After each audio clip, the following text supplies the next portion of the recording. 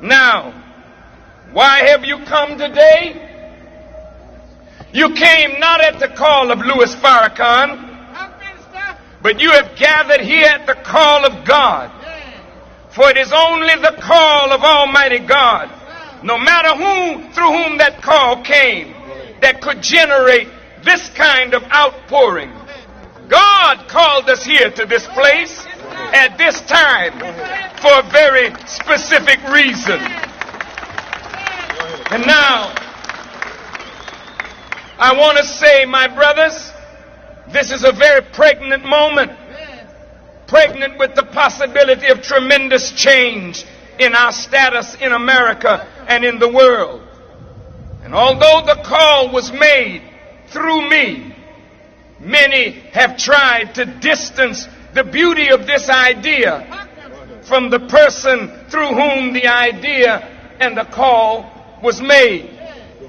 Some have done it mistakenly, and others have done it in a malicious and vicious manner.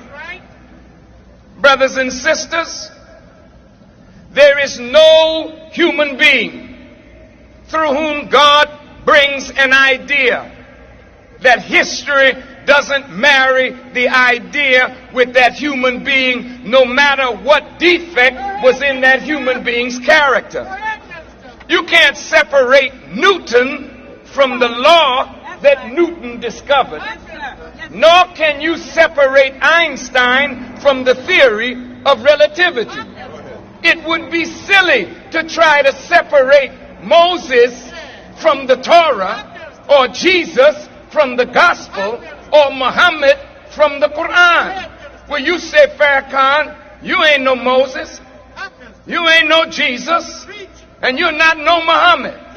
You have a defect in your character. Well, that certainly may be so. However, according to the way the Bible reads, there is no prophet of God written of in the Bible that did not have a defect in his character. But I have never heard any member of the faith of Judaism separate David from the Psalms because of what happened in David's life.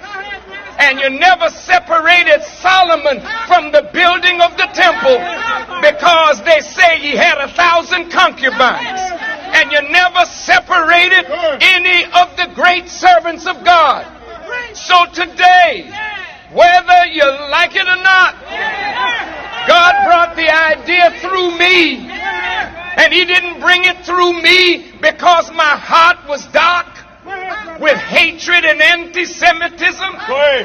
He didn't bring it through me because my heart was dark and I'm filled with hatred for white people and for the human family of the planet. If my heart were that dark, how is the message so bright, the message so clear, the response so magnificent?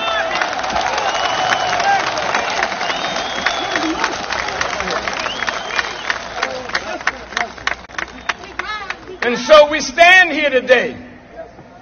At this historic moment, we are standing in the place of those who could not make it here today. We are standing on the blood of our ancestors. We are standing on the blood of those who died in the Middle Passage, who died in the fields and swamps of America, who died hanging from trees in the South, who died in the cells of their jailers, who died on the highways, and who died in the fratricidal conflict that rages within our community. We are standing on the sacrifice of the lives of those heroes, our great men and women, that we today may accept the responsibility that life imposes upon each traveler who comes this way. We must accept the responsibility that God has put upon us, not only to be good husbands and fathers and builders of our community, but God is now calling upon the despised and the rejected to become the cornerstone and the builders of a new world. And so our brief subject today is taken from the American Constitution in these words: toward a more perfect union. Toward a more perfect union. Now, when you use the word more with perfect,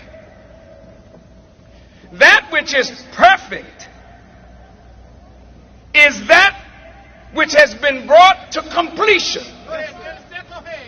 So when you use more perfect, you're either saying that what you call perfect is perfect for that stage of its development, but not yet complete.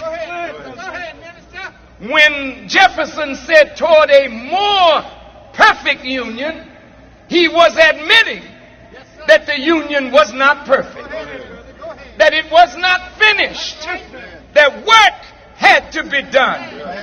And so we are gathered here today not to bash somebody else. We're not gathered here to say all of the evils of this nation, but we are gathered here to collect ourselves for a responsibility that God is placing on our shoulders to move this nation toward a more perfect union. Now, when you look at the word toward, it means in the direction of, in furtherance or partial fulfillment of, with a view to obtaining or having, shortly before, coming soon, imminent, going on, in progress. Well, that's right. We're in progress toward a perfect union. Union means bringing elements or components into unity. It is something formed by uniting two or more things. It is a number of persons, states, etc., which are joined or associated together for some common purpose. We're not here to tear down America.